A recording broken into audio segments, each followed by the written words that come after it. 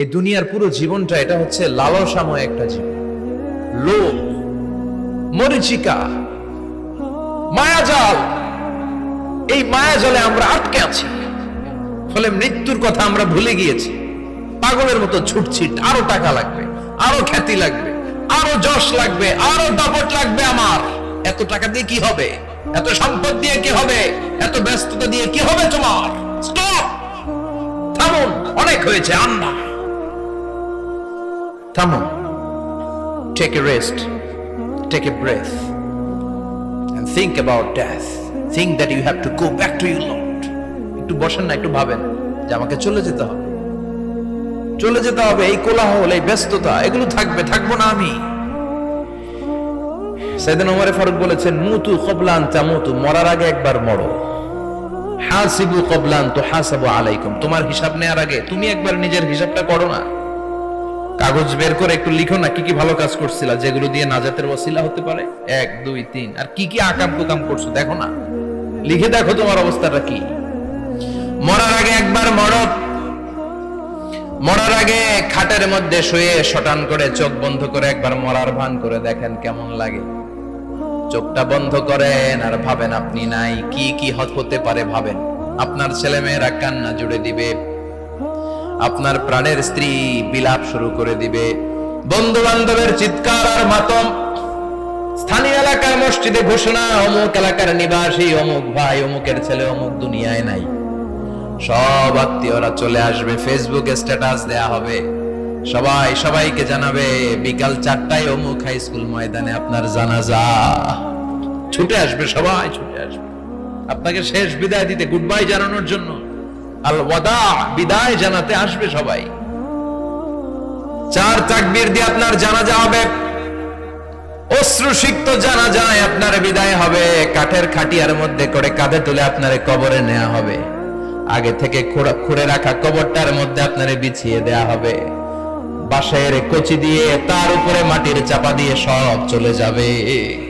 ভাবেন না একবার চোখ বন্ধ করে, this is the circle of life, this is the nature of life. এটা সবার হবে, আমার হবে, আপনার হবে। এত মায়া, এত ভালোবাসা কই যাবে? কেউ থাকবে না, সবাই আপনার অন্ধকার কবরে রেখে দিয়ে চলে আসবে। উপরে বাঁশের কঞ্চি, তার উপরে মাটির চাপা, অন্ধকার আর অন্ধকার। এই অন্ধকার যেন শেষ হতে চায় না, শুধুই অন্ধকার, ঠিক কিনা? এজন্য আমাদের চলে যেতে হবে। দাদা গেল, চাচা গেল, মামা গেল, আমাদেরকেও যেতে হবে, জোরে কোন ঠিক কিনা? একদিন মাটির ভেতরে হবে ঘরে মন আমার, কেন বান্ধ দালান ঘর? প্রাণ পাখি উড়ে যাবে পিঞ্জর ছেড়ে,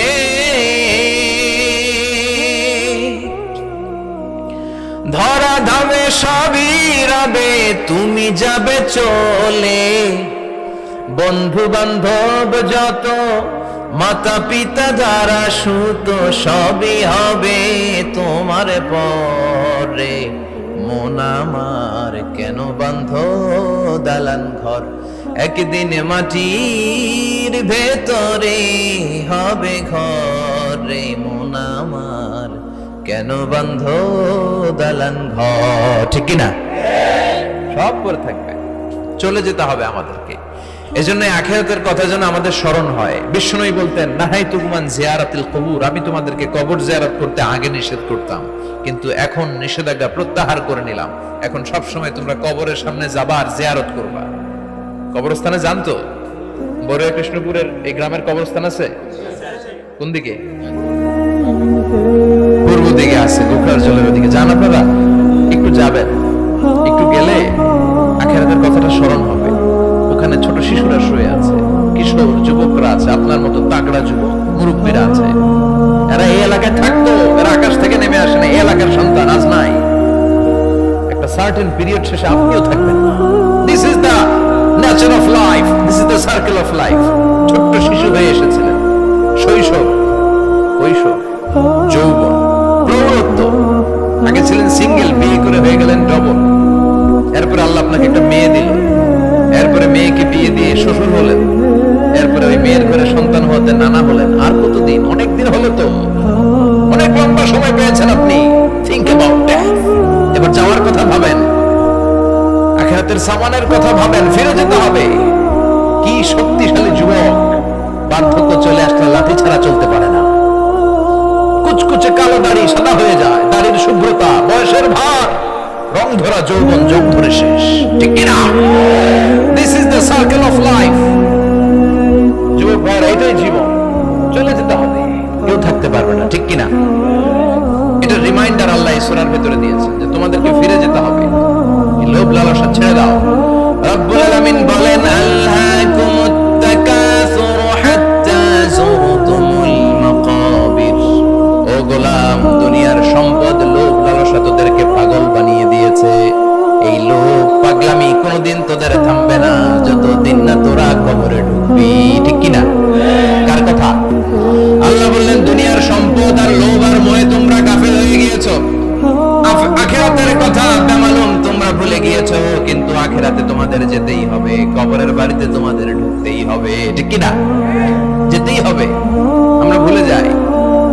আলহাকুমুত তাকাসুর, অতিরিক্ত পাওয়ার লোভ, বেশি বেশি খাওয়ার লোভ, বেশি বেশি জমানোর লোভ মানুষকে গাফেল বানিয়ে দিয়েছে। এটা মানুষের স্বভাব, আরো চাই আরো চাই, এই স্বভাবটা আছে না নাই? দেখবেন ছোট বাচ্চারা মসজিদের দোয়া অনুষ্ঠান শেষে জিলাপি দেয় না? হরে কৃষ্ণ করে কি দেয়? আগে বাতাসা দিত না, এখন কি দেয়? জিলাপি দেয়, মিষ্টি দেয়। তো মসজিদের 2-3 গেট থেকে যদি দেয়, ছোট বাচ্চারা দেখবেন এদিক দিয়ে কয়েকটা নিয়ে আবার ওই গেটে লাইন ধরে। ওর হাত হলো ছোট হাত, ওর হাত ভর্তি জিলাপি, আর নেওয়ার জায়গা না, এরপর আরেক জায়গায় লাইন ধরছে, আরো লাগবে আরো লাগবে, এই আরো আরো আরো চাই। এই স্বভাবটাই মানুষকে কুড়ে কুড়ে শেষ করে দিয়েছে।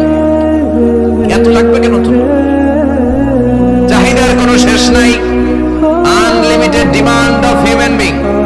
যার আছে বেশি তার চাই বেশি, যার সাইকেল আছে তার হুন্ডা চাই, হুন্ডা আছে তো প্রাইভেট কার চাই, প্রাইভেট কার আছে তো প্লেন চাই, প্লেন আছে তো হেলিকপ্টার চাই, হেলিকপ্টার আছে তো ওইটা চাই, ওইটা আছে তো সেটা চাই, ঠিক কিনা? এলাকার মেম্বার যে হয়েছে চেয়ারম্যান হতে চায়, আছে না নাই? চেয়ারম্যান সাহেব এমপি হতে চায়, আছে না নাই? এমপি সাহেব মন্ত্রী হতে চায়, আছে না নাই? মন্ত্রী সাহেব প্রধানমন্ত্রী হতে চায়, আছে না নাই? কিন্তু এই দেশে সুযোগ নাই। কথা কম, এই দেশে প্রধানমন্ত্রী সিলেক্টেড, 2-3 জনের বাইরে কেউ প্রধানমন্ত্রী হতে পারবি না, ঠিক কিনা? আমার এই জীবনে তো আমি 2-3 জনই দেখলাম। বেগম খালেদা জিয়া, মাননীয় প্রধানমন্ত্রী শেখ হাসিনার ছোট্টবেলা দেখেছি এরশাদকে, আমরা তখন ছোট। তো মানুষের চাহিদার কোনো শেষ নাই, যার আছে বেশি তার চাই বেশি। এজন্য বিষ্ণু বলেছেন, উনজুরু ইলা মান হুয়া আসফালা মিন, তোমার চেয়ে যে খারাপ আছে ওর দিকে তাকাও। ওয়ালা তানজুর মান হুয়া আ'লা মিন, তোমার চেয়ে যে ভালো আছে ওর দিকে তাকাও না, তোমার চেয়ে যে খারাপ অবস্থানে আছে ওর দিকে তাকাও। অনেকে নিজের অবস্থান নিয়ে সুখী না, এরকম আছে না নাই? আল্লাহ আমার এটা দিল না রে, ওইটা দিল না রে, পাইলাম না রে, কিচ্ছু হয় না, কি করবো জীবনে, হতাশ। আসলে আছে কিন্তু অনেক, কিন্তু শুকরিয়া নাই, টাকা, ঠিক কিনা? নিজের অবস্থান নিয়ে সুখী না, কিন্তু অনেক লোক আছে তারা আপনার অবস্থানে পৌঁছতে চায়। তাদের দিকে তাকিয়ে দেখেন, আপনি যে অবস্থানে আছেন এই অবস্থানে পৌঁছাটা অনেকের কাছে স্বপ্ন। তারা প্রতিনিয়ত সংগ্রাম আর স্ট্রাগল করে যাচ্ছে আপনার অবস্থানে পৌঁছতে, আর আপনি এটা নিয়ে সন্তুষ্ট না। শেখ সাদির নাম শুনেছেন? বালাগাল উলা কাশাফাত দুজা, এই কবিতাটা রচয়িতা, ইরানের বিখ্যাত এক কবি। উনি একবার আর্থিক সমস্যার মধ্যে দিয়ে সময় কাটাচ্ছেন, টাকা নাই, পয়সা নাই, পায়ে দেওয়ার মতো জুতা নাই। উনি খুব দুঃখ পেলেন, হায় রে, আমি ইরানের এত বড় কবি,